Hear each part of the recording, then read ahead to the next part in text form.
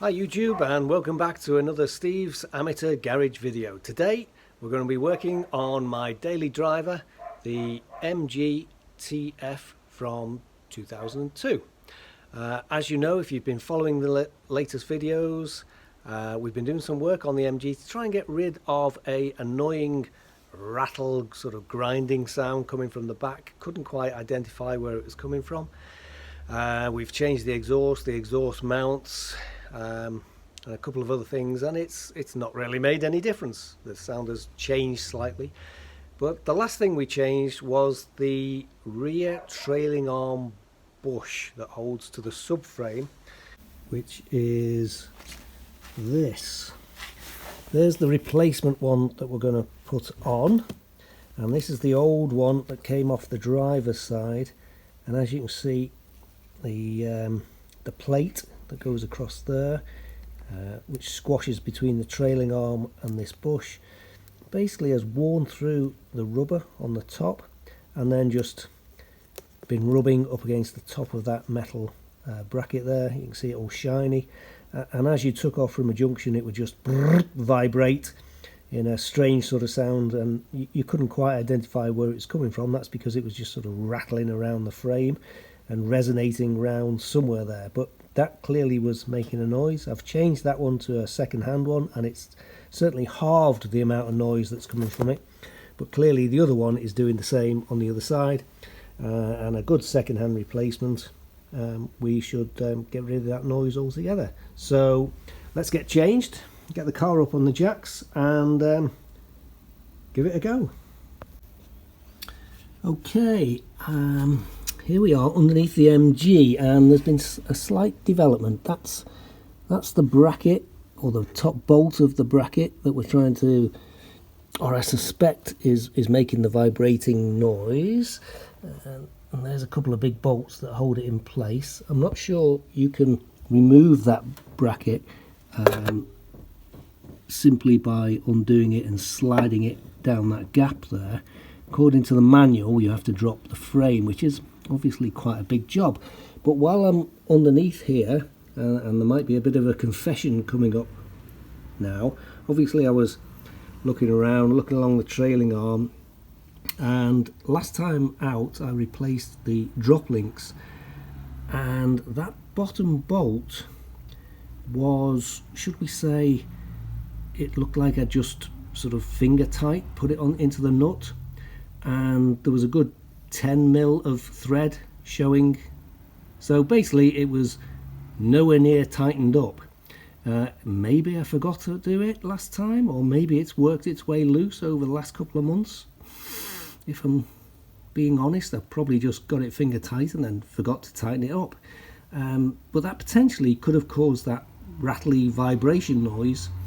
So what I'm going to do is put the wheel back on and take it for a test drive.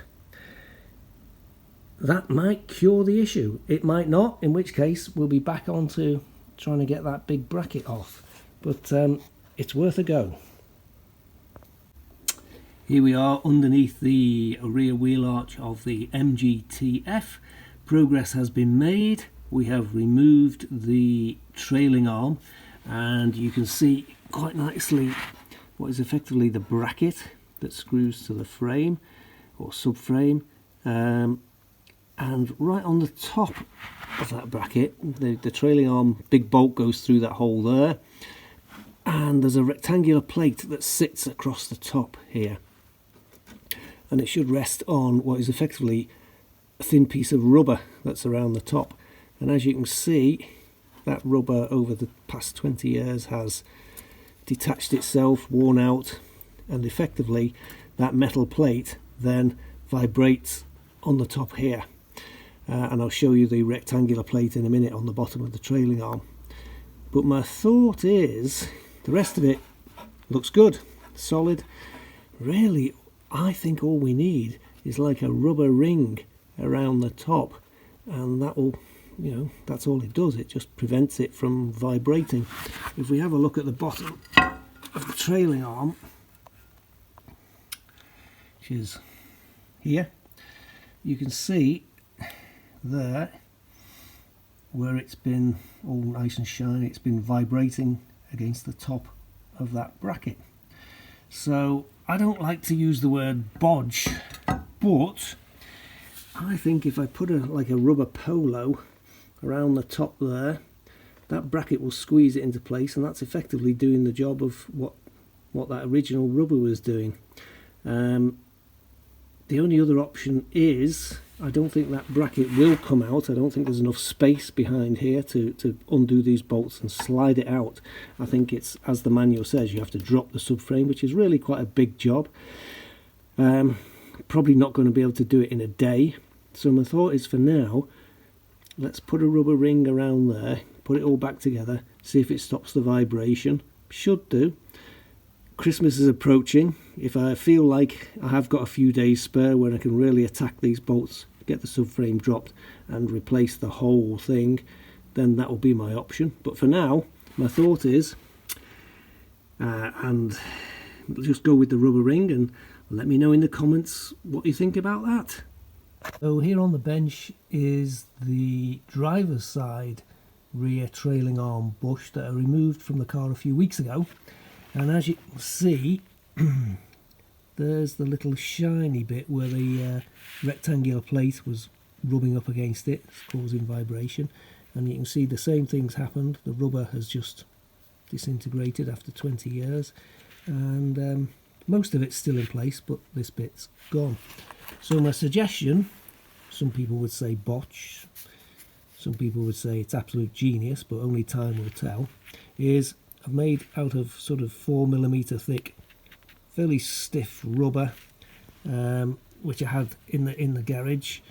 Used it for making some blanking bungs up for the bottom of one of the cars, the under tray on one of the cars. Somebody had cut some holes in it, so I just made a couple of rubber bungs to put back in. And my thought is, if I put that on there, the plate will go across it, clamp itself into place. That should do the job. Might work, might not, only time will tell. And there's the rubber polo in place, just sits nicely on the top of the bracket. I'm going to put the trailing arm back on and see how we go.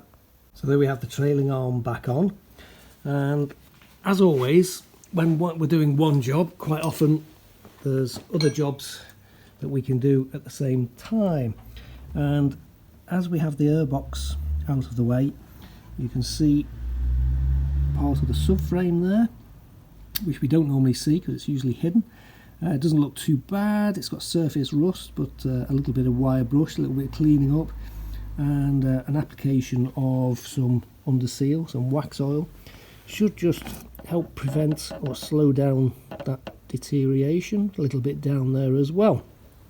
The airbox, I've bought a second-hand one together with a pipe that comes from it, as there was a clip broken on the top of the airbox. And the air pipe that runs down into the underneath the wheel arch, as you can see, this is the original one, 20 years old, and it just gets completely pebble dashed and is effectively worn away. So we have a nice second-hand one, which we will clean up and put back on. Hi, and many thanks for watching the video all the way to the end. We really appreciate it. Let me know in the comments what you think about my rubber polo solution. I've driven it for the last couple of months and it's certainly made the car quieter, so I'm happy with it. I'm going to leave it for now, but you let me know what you think. If you've enjoyed the video, please like, subscribe, and don't forget to hit the notification button, because we've got many more exciting videos coming soon, both on the MG, the camper van and the Ferrari. You all take care. I'll see you for the next one. Bye for now.